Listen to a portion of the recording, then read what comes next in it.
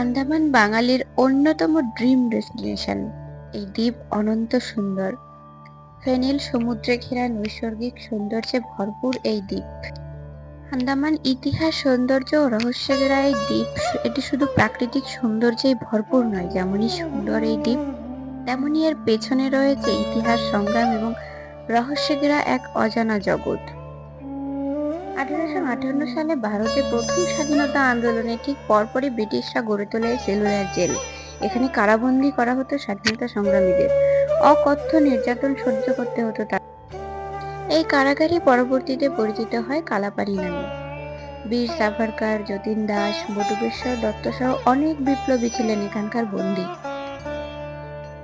তাহলে চলুন বেশি দেরি না করে শুরু করি।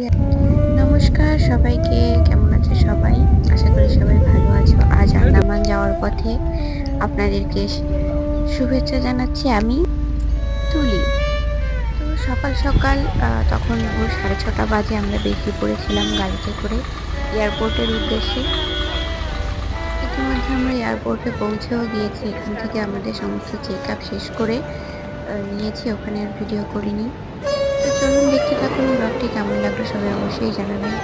আমাদের সমস্ত চেক আপ কমপ্লিট হয়ে গেছে। আমরা এবার এখানে অপেক্ষা করছি আমাদের ফ্লাইটের জন্য। আমাদের ফ্লাইট ছিল হচ্ছে সকাল 10:15। প্রথমবার আমরা ফ্লাইটে যাচ্ছি কোথাও দুজনে একসাথে, আমাদের দুজনেই এটা প্রথমবার। সকাল সকাল মোমো নিয়ে হাজির। দেখাও মোমোটা, দেখাও। এই যে 5 পিস মোমো। কত টাকা নিল? 380। 380।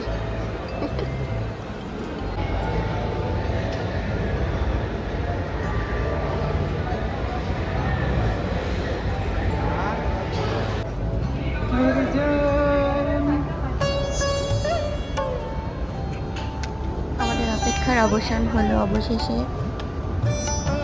আমরা যাচ্ছি।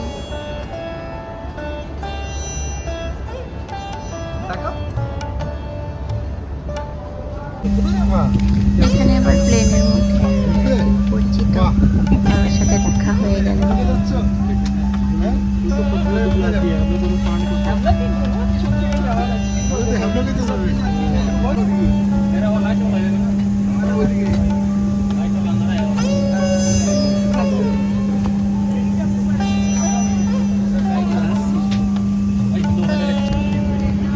আমাদের ব্যাগ নামানো হচ্ছে।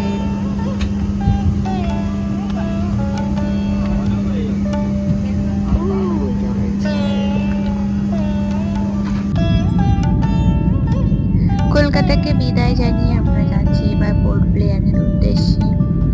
তো চলুন আমরা যেতে যেতে ফ্লাইটে বসে জেনে নিই আন্দামান সম্পর্কে কিছু তথ্য।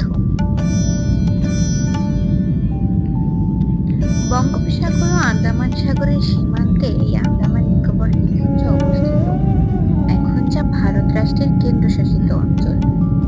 এই দ্বীপগুলো একটা সময় জাপানের নিয়ন্ত্রণে ছিল, তারও আগে ছিল ব্রিটেনের। কিন্তু তার আগে এই দ্বীপ ছিল সভ্যতার ধরা ছোঁয়ার অনেক বাইরে। এই দ্বীপে প্রথম মানুষ এসেছিল আফ্রিকা থেকে। এশীয় উপকূল ধরে অস্ট্রেলিয়ার পথে পাড়ি দেওয়ার সময় তাদের কেউ কেউ থেকে গিয়েছিল এই দ্বীপে। আন্দামানের আদিম অরণ্যে এখনো টিকে আছে সেই সব জনগোষ্ঠী।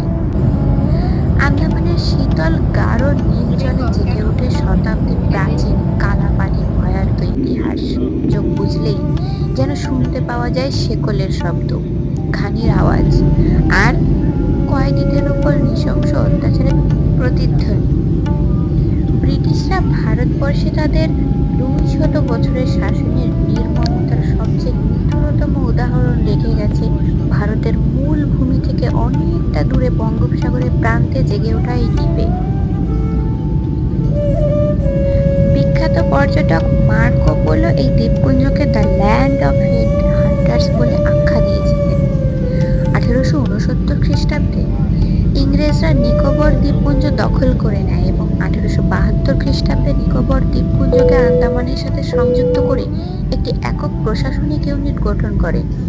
1942 সালে জাপানি সেনারা এই দ্বীপপুঞ্জটি দখল করে নেয় এবং 1945 সালে বিশ্বযুদ্ধ চলা পর্যন্ত তাদের ক্ষমতার অধীনেই থাকে।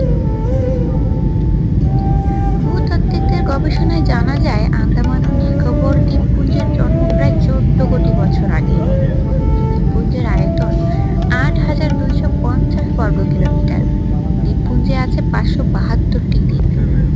কিছু দ্বীপে মানুষ থাকে ও কিছু দ্বীপে এখনো জনমানবহীন। প্রত্নতাত্ত্বিক গবেষণায় উঠে এসেছে এখানে সর্বপ্রথম মানুষের বসতি গড়ে ওঠে পাললিক যুগের মাঝামাঝি সময়ে। এখানকার মূল দ্বীপ হলো পোর্ট ব্লেয়ার। আমাদের গন্তব্যস্থল এখন port Blair.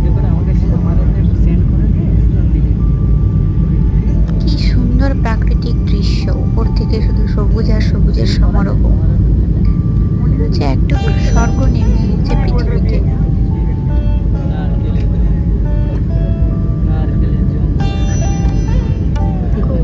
Netaji Subhash Chandra Bose international airport থেকে পোর্ট ব্লেয়ার বা বীর সাভারকার ইন্টারন্যাশনাল এয়ারপোর্টে আমাদের সময়সীমা ছিল যে 2 ঘন্টা। 2 ঘন্টা মতোই, তার একটু কম বেশি হয়েছিল। পরে আমরা একটা জমিতে এসে দেখা যাচ্ছিল সব সোলার প্যানেল, সৌর বিদ্যুৎ। চারিদিকে শুধু সবুজ আর সবুজ, নো পলিউশন, কোনো বায়ু দূষণ নেই, কোনো শব্দ দূষণ নেই। ভীষণ ভীষণ ভীষণ সুন্দর।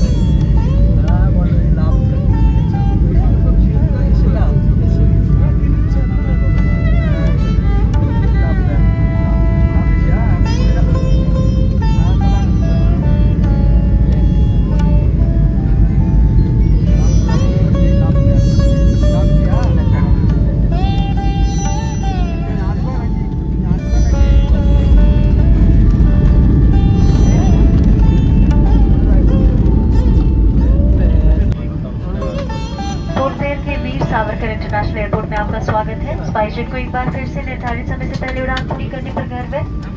अब आप अपने मोबाइल फोन का इस्तेमाल कर सकते हैं। इस समय बाहर का तापमान 30 डिग्री सेल्सियस है।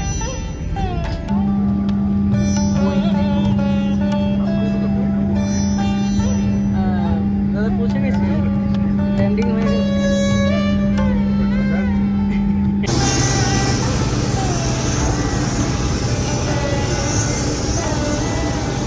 বাসে করে আমাদের নিয়ে এসেছে এখান থেকে।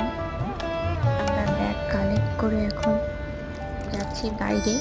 আমাদের জন্য গাড়ি দাঁড়িয়ে আছে বাইরে। বলা হয়নি আমরা এখানে এসেছিলাম একটা প্যাকেজ নিয়ে। ট্যুর প্যাকেজ হয় না? হ্যাঁ, স্যার নমস্কার স্যার, আমি প্রীতম বিশ্বাস, সুবর্ণা স্টুডেন্ট। আমি কল করছিলাম। আসুন স্যার। কোথায়? আপনাকে কল করছিলাম যে কোথায় লেট হচ্ছে এখানে। এ পাচ্ছিলাম না। গাড়ি কোথায়?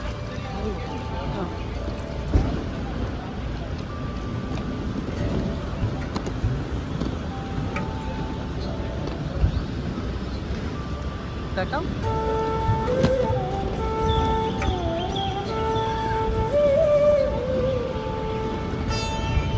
ছাতা দেবো? টাকা একটু।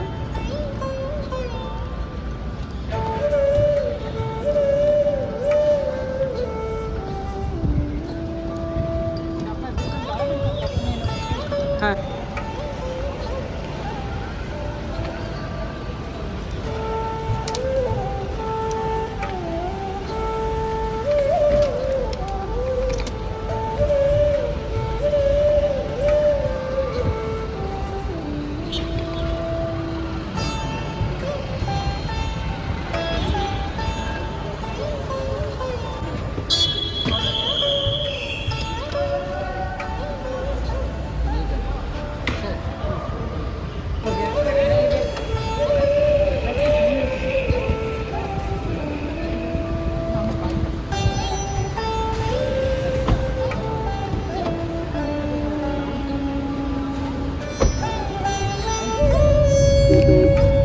আমরা যাচ্ছি আমাদের হোটেলে। আমাদের জন্য হোটেল বুক করা রয়েছে এখানে। হোটেলের নাম হচ্ছে এসআর ক্যাসেল।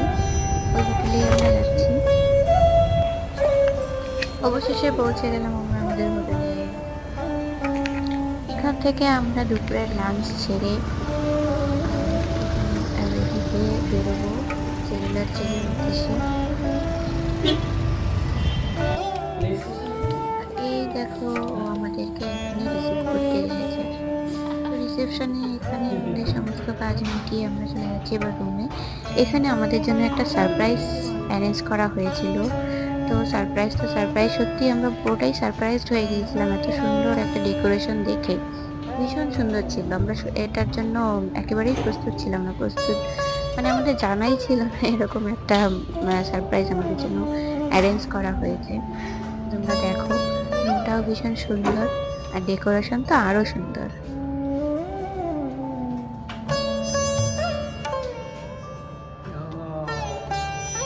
Very nice.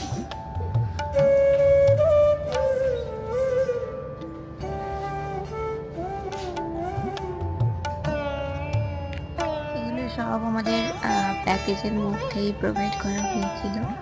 আর দুপুরের লাঞ্চ আর রাতের ডিনার আমাদের প্যাকেজের মধ্যে ছিল না, শুধু সকালে ব্রেকফাস্টটা ছিল। ব্রেকফাস্ট আর রুম, তারপরে ট্রাভেলের জন্য গাড়ি, ওগুলো সব প্যাকেজের মধ্যেই রয়েছে আমাদের।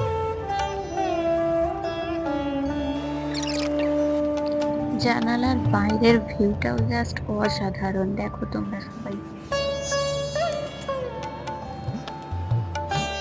এবার আমাদের রুমটা একটু দেখিয়ে দিই। এখানে একটা আয়না রয়েছে, আয়নার পাশে একটা এরকম আলমারি রয়েছে। আলমারিতে বালিশ, চাদর, কম্বল সব আলাদা করে দেওয়া রয়েছে। এখানে টিভি রয়েছে, এটা হচ্ছে বাথরুম। এখানে চা, কফি, চিনি, তারপর কেটলি জল গরম করার জন্য সব কিছু রয়েছে। আর বাথরুমের মধ্যে সমস্ত কিছু আলাদা আলাদা করে দিয়ে দিয়েছে। টুথপেস্ট, ব্রাশ, শ্যাম্পু, সাবান, তারপর কন্ডিশনার, ওখানে একটা হেয়ার ড্রায়ারও আছে। আর আমরা দুপুরের লাঞ্চও করে নিয়েছি। আর এখানে একটা মিনি ফ্রিজও রয়েছে, যদি কিছু না খেয়ে পারি তাহলে এখানে রেখে দেবো। এই যে আমরা দুপুরে খাবার কিছুটা রেখে দিয়েছিলাম, একবারে সব খেয়ে পারিনি রাতের জন্য। আমরা এবার রেডি হয়ে বেরিয়ে পড়েছি সেলুলার জেলের উদ্দেশ্যে। সেই কেমন একটা শিখের আছে ইতিহাস, স্বাধীনতা সংগ্রামীদের যেখানে এখানে আনা হতো, সেই যে জেলটা, সেখানে আমরা যাচ্ছি। আর এখানে যে এটা হচ্ছে পুরো জেলের যে কাঠামো, চারদিকে 7টা বিল্ডিং রয়েছে। বিল্ডিংয়ে প্রত্যেকটা বিল্ডিংয়ে অনেকগুলো করে সেল রয়েছে, এরকম ছোটো ছোটো ছোটো ছোটো সেল বা কামরা যেটা বলে, এগুলোর জন্যই এর নাম বোঝা হয়েছে সেলুলার জেল। আর মাঝখানে যেটা দেখতে পেলাম, ওখান থেকেই তারা সব দিকে নজর রাখতো, সমস্ত দিকে ওখান থেকে নজর রাখা যেত ভালো, তাই ওখানে রাখার জন্য থাকতো। এমনি এখান থেকে কেউ পালাতে পারবে না। এমনিতে ওই ভূখণ্ড থেকে অতটা দূরে জলের মধ্যে, এখান থেকে পালানোর জন্য জল এড়িয়ে তারপরে ভূখণ্ডে আসতে হবে। কিন্তু ওই জলের মধ্যে তো এদিকে কিছুই দেখা যায় না। এই যে জেলের যে তালাগুলো, দরজা এক জায়গায়, তালা আরেক জায়গায়, ওখান থেকে হাত বাড়িয়ে কিন্তু তালাটা খুলবে, সেটারও কোনো উপায় ছিল না। দেখো কতটা কষ্টে, কতটা যন্ত্রণার মধ্যে তাদেরকে রাখা হতো এখানে। আর এক একটা জেল, মানে সেল যেটা বলা যেতে পারে, যে কতটা ছোট, এর মাঝখানে শুধু ওই ছোট্ট ওইটুকু একটা দেওয়াল, জানলা, এখান থেকে অল্প একটু আলো আসে, আর কোনো বাড়তি কোনো কিছুর ব্যবস্থা ছিল না। দেখতে থাকো, পরে দেখতে পাবে যে তাদেরকে কিভাবে রাখা হতো। তাদের যে শোবার জন্য যে ব্যবস্থা ছিল, খাবারের জন্য কিসে করে তারা খেত, জল কোথায় খেত, সমস্ত কিছু রয়েছে এখানে। বীর সাভারকার, যে বীর সাভারকার ওদেরকে যেখানে রাখা হয়েছিল, তা একদম লাস্টে দেখা হলো। এখানে মজা করছিলাম, কিন্তু আসলে এটা কোনো মজার স্থান নয়। এখানে এই যে কাটা বা লোহার ইট দেখতে পাওয়া যাচ্ছে, এগুলো এখানে ওনাদেরকে বেঁধে রাখা হতো, 2 হাত বেঁধে 7 দিন একটানা বেঁধে তাদেরকে চাবুক মারা হতো বা অনেক শাস্তি দেওয়া হতো। যে কাজ তাদের দেওয়া হতো, সেই কাজ যদি একদিন কমপ্লিট করে না পারতো, তাহলে এরকম শাস্তি দিত। ধরো নারকেলের খোসা ছাড়ানো। একজনকে বললো যে আপনি আজকে এতটা পরিমাণে নারকেল ছাড়াবেন, আপনার কিন্তু করে বলতো না, আমি তো এখন বলছি এতটা খোসা ছাড়াবেন। সেটা যদি তারা না করতে পারতো তখন তাদের এরকম নির্মম অত্যাচার করা হতো। আর এই যে এখানে দেখালাম এইমাত্র তাদেরকে কিছু খাবার দেওয়া হতো, পরার জন্য কি পোশাক দেওয়া হতো, যে বস্তায় করা। এটা হচ্ছে মেইন মাঝখানে যে গোল মতন এটা দেখতে পেলাম, যেখান থেকে সবাই সব বিল্ডিং এর দিকে নজর রাখতো। চারিদিকটা সুন্দরভাবে এখান থেকে নজর রাখা যায়, তার জন্য এখানে একটা পয়েন্ট করে নিয়েছিল নজর রাখার জন্য। একটা বিল্ডিং ভেঙে গেছে, একটা এখানে হসপিটালও করা হয়েছে এই বিল্ডিং এর মধ্যে। বাকি তিনটে এখনো রয়েছে।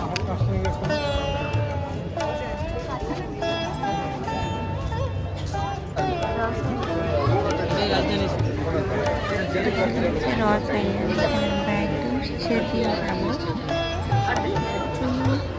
আমরা এখান থেকে বেরিয়ে যাবো হচ্ছে কনফারেন্স স্কুল বিচে।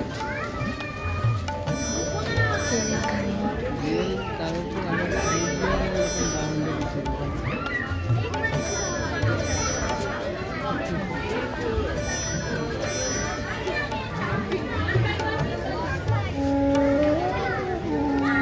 অপূর্ব সুন্দর, কিন্তু তার পেছনে ইতিহাসও তেমনি নির্মম।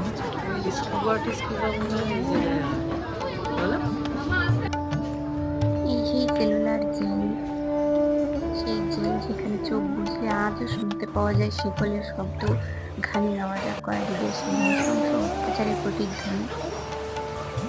সন্ধ্যা 6:30টার দিকে এখানে একটা লাইটিং শো দেখানো হয় সেই জেল, যেরকম ভাবে অত্যাচার করা হতো সেই অত্যাচারের কাহিনী লাইটিং শো এর মাধ্যমে 45 মিনিটে একটা ভিডিও এই দেয়ালে বা জেলের যে দেওয়ালগুলো হয়েছে ভিতরে বিল্ডিং তাই দেখানো হয়। সেটা আমরা আজকে দেখবো না, একদম রাত্রের দিন।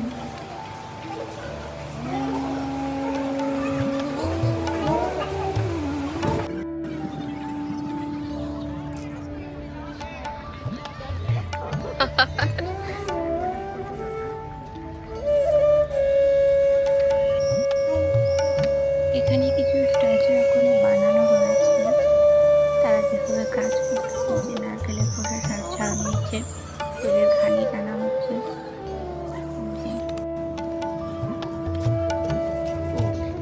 এটা হচ্ছে ফাঁসি ঘর, এখানে একসঙ্গে 3 জনকে ফাঁসি দেওয়া যেত।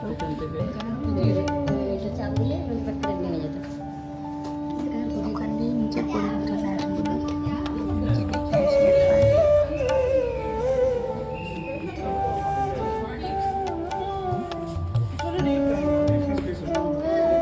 এখানে নিচে নামার সময় কেমন একটা গা ছমছমের ব্যাপার, ওখান থেকে চাপ দিলে এখানে লাশগুলো পড়তো, তারপর এখান থেকে বের করে নিয়ে যাওয়া হতো এই দরজা দিয়ে।